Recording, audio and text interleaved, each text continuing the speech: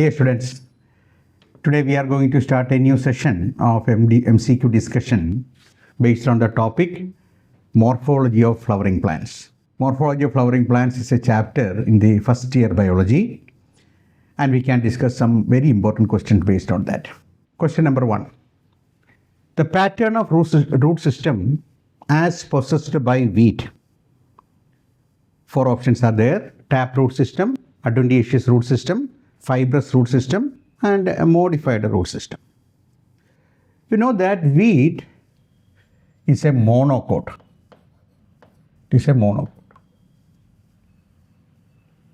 So in monocots, normally the root system is fibrous root system, and in dicots the root system is taproot system. It's a general concept. So what is actually the difference between taproot system and a fibrous root system? You know that a root is always developing from the radicle of the embryo. Radicle develops into what is called a root system. Suppose this is the radicle. When the radicle the radicle develops into the root system, so that kind of root system is called a taproot system. And this is present in dicots. So in the case of monocots, suppose this is the radicle is short-living, and so that after the death of the radicle, large numbers of roots are developing from the base of the stem. Okay. And this kind of root is called fibrous root system, and the fibrous root system is a characteristic of monocot plants. And since wheat is a monocot, the root system possessed by wheat is actually a fibrous root system. Okay. Next question is based on the taproot. In a taproot tip, the region of dash is just above the region of meristematic activity. So here you can see that in the morphology of a taproot, suppose this is the tip of a taproot. At the tip, we can see some meristematic tissues are there, actively dividing tissues are there. That is called region of meristematic tissues. Meristem means actively dividing tissues.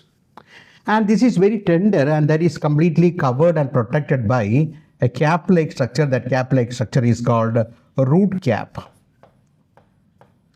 This is called a root cap. The root cap is otherwise called calyptra. That is just for protecting the tender root tip. And just behind the region of meristematic area, you can see the cells which are not dividing, but they are elongating. And since the meristematic region is dividing and growing in this length, and the region just behind the meristematic region which elongate in size, and that region is called region of elongation.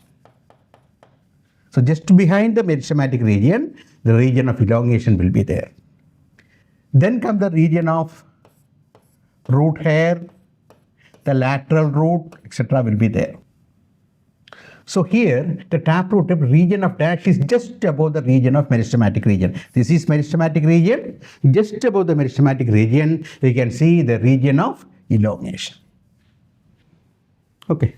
Next question is based on the arrangement of leaves in a shoot. The arrangement of leaves in a shoot is in which order? Here, the order is called acropetal. What is acropetal means? In acropetal, the older leaves are arranged towards the base, and the younger leaves are arranged towards the tip. These are the younger leaves, and these are the older leaves. Okay. So older leaves comes towards the base, younger leaves comes towards the tip. And this type of arrangement is called acropetal. You can remember like this: the petal refers to younger condition. Acro means tip. So the younger condition is seen towards the tip. So it is called acropetal. The reverse condition is called basipetal. When the younger components are seen at the base and the older component is seen towards the tip, it can be called basipetal. That is seen in cymose inflorescence.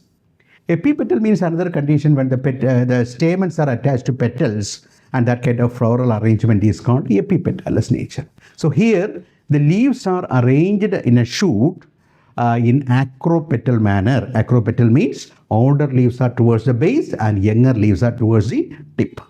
Next question, identify the mismatch from the following. So petiole leaf, pedicel flower, peduncle inflorescence, rachis, palmately compound leaf. So here all these terms are referring to the stalk. Suppose this is a leaf, the stalk of a leaf is called a petiole. Suppose this is a flower, the stalk of the flower is called a pedicel. And suppose this is an inflorescence, the stalk of the inflorescence is called a peduncle. So the stalk of the leaf is called a petiole, the stalk of the flower is called a pedicel, the stalk of the inflorescence is called a peduncle. In the case of palmately compound leaf means a leaf like this. This is called a palmately compound leaf. Here the axis or the stalk is not called rachis. The rachis is a term given in the case of pinnately compound leaf, not in palmately compound leaf. So this is a mismatch. So the answer of this question will be D. Next question, select the one where word phyllotaxy is present. What is phyllotaxy? Phyllotaxy means the pattern of arrangement of leaves. There are three types of phyllotaxy. For example, in one node, one leaf is there. So that kind of phyllotaxy is called alternate. It is called alternate. And in one node, two leaves are there. This condition is called opposite. Opposite. So one node has a one leaf, it is called alternate. One node has two leaves, it is called opposite. Then one node has more than two leaves in a circular manner. If more than two leaves are there, that kind of phyllotaxy is called whorled phyllotaxy. So this is the whorled phyllotaxy. In China rose, the phyllotaxy is alternate. That means one node, one leaf. In mustard also, the phyllotaxy is alternate. Again, one node, one leaf. In guava, you can see the phyllotaxy is opposite. One node, two leaves at the opposite side. In Alstonia, three leaves are there. So the phyllotaxy in an Alstonia is referred to as whorled phyllotaxy. Okay. The next question is regarding the inflorescence, cymose inflorescence. There are two basic types of inflorescences. One is called racemose inflorescence and the other one is called cymose inflorescence. You can see this type of inflorescence is called racemose.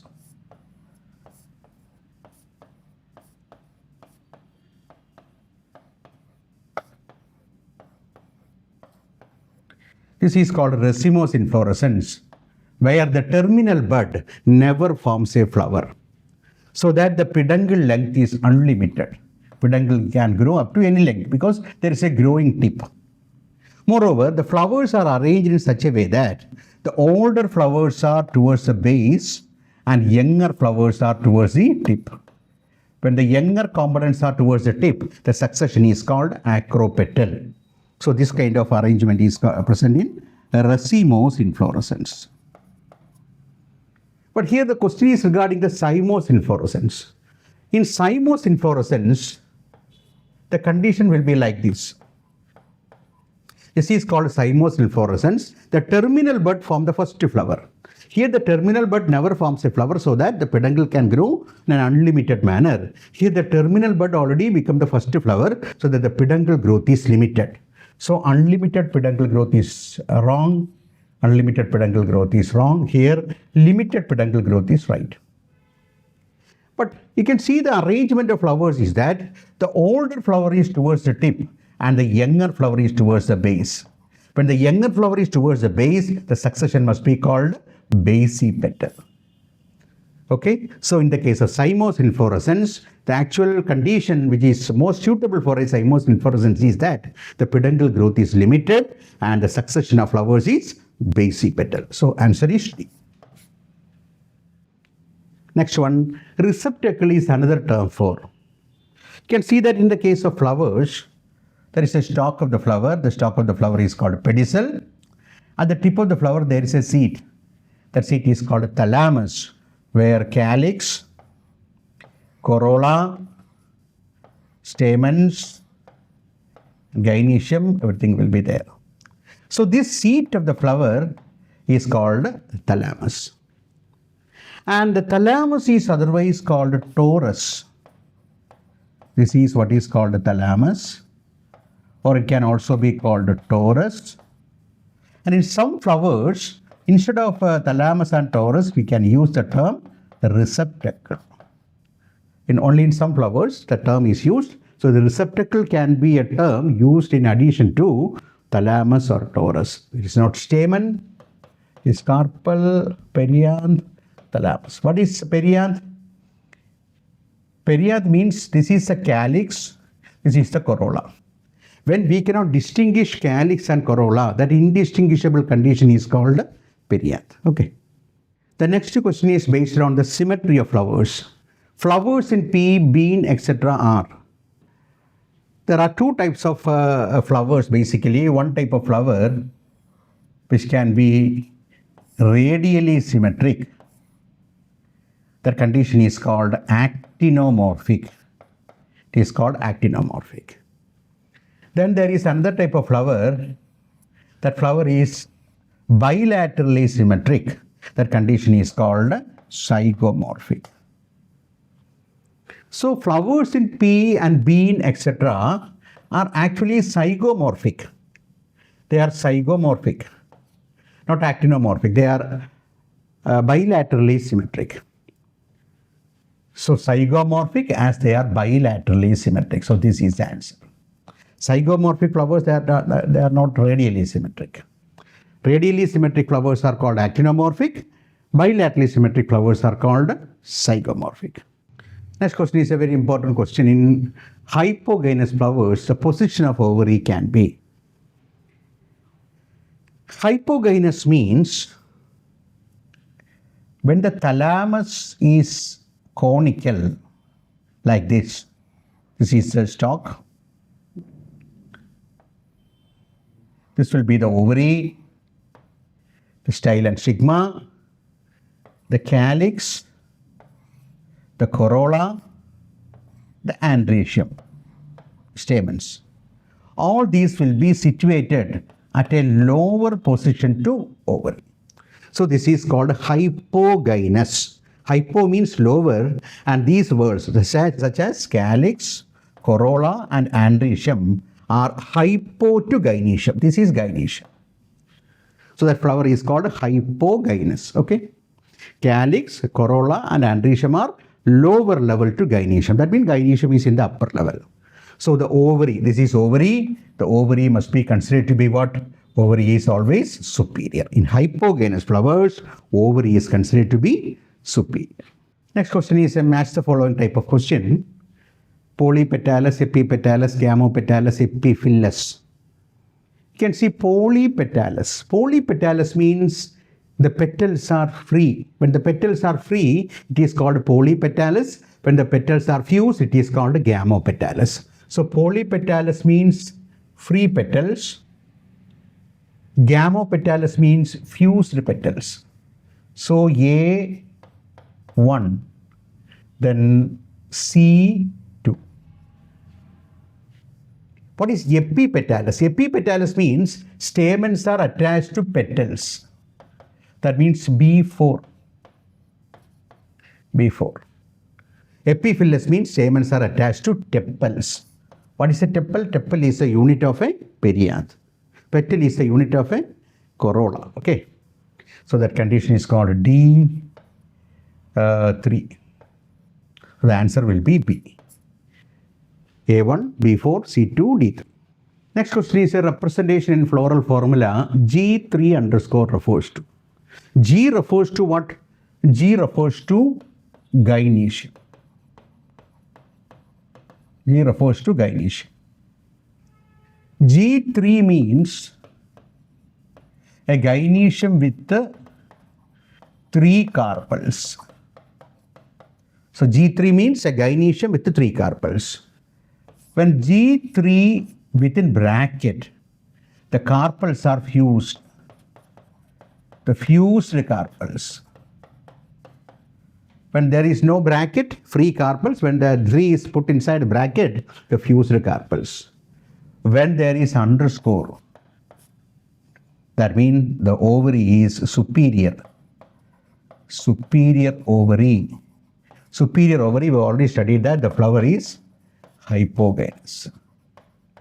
The flower will be hypogynous. So G3 within bracket underscore refers to when 3 carpels are there, that condition is called tricarpellary. So tricarpellary is applicable. Since 3 is inside the bracket, the carpels are fused. The fused carpels are called syncarpus. Syncarpus is applicable. Then, since the ovary is superior, the flower is said to be hypogynous. So the correct answer is C, tricarpellary, syncarpus and hypogynous. The next question is regarding the estivation. It's a very simple question. Standard petal, wing petals and keel petals in the order 1:2:2 within bracket. 1 plus 2 plus 2 within bracket. This condition is called vexillary estivation. There is a standard petal, there is a large petal. The large petal is called vexillum. Then 2 petals, these are called wing petals, and 2 fused petals are there, and these petals are called keel petals. So 1 plus 2 plus 2 within bracket. This arrangement is a zygomorphic condition. This arrangement is represented by vexillary estivation. The large petal, the standard petal, is otherwise called vexillum. Vexillum. An estivation where vexillum is present is called vexillary estivation. C, 1 plus 2 plus 2 within bracket. 1 refers to standard petal. This 2 refers to wing petals, and 2 within bracket, keel petals which are fused together. The bracket refers to fusion. Okay. This is called vexillary estivation. Next one, staminode. Staminode means a sterile stamen. Stamen unable to produce pollen grain is called staminode. Likewise, a sterile pistil is called pistilode. Okay. The next question is also referring to stamens. When stamens are free, it is represented as polyadelphous, polytepalous, polyandrous, polypetalous. Polytepalous means tepals are free. Polypetalous means petals are free. Polyadelphous and polyandrous refers to stamens. What is polyadelphous? Adelphi means fusion of stamens. Polyadelphous means stamens are fused into many bundles. When stamens are not fused, when the stamens are free, the condition is called polyandrous. The next term, fruit wall, the wall of the fruit, is actually called pericarp. Pericarp. The pericarp, suppose this is the pericarp. This is the pericarp, the fruit wall. The outer part is called epicarp. The middle part is called mesocarp. And the inner part is called endocarp. And these 3 are collectively called fruit wall. It is called pericarp. Okay. So pericarp is nothing but fruit wall. Next one is an easy question. The number of cotyledons present in the seed of maize. Maize is a monocot. It's a monocot. What is a monocot? In monocots, the seeds having a single cotyledon. A single cotyledon, only one cotyledon. So it is called a maize. Next one also refers to a monocot seed. In monocot seed, embryo and endosperm are separated by. So suppose this is a monocot embryo. That embryo has a single cotyledon. Okay. And this is a reserve food material called endosperm. And these are separated by a layer. That layer is called aleurone layer. Aleurone layer. That is a separation between embryo and endosperm. The unpaired cotyledon present in the case of a monocot seed is what is called scutal.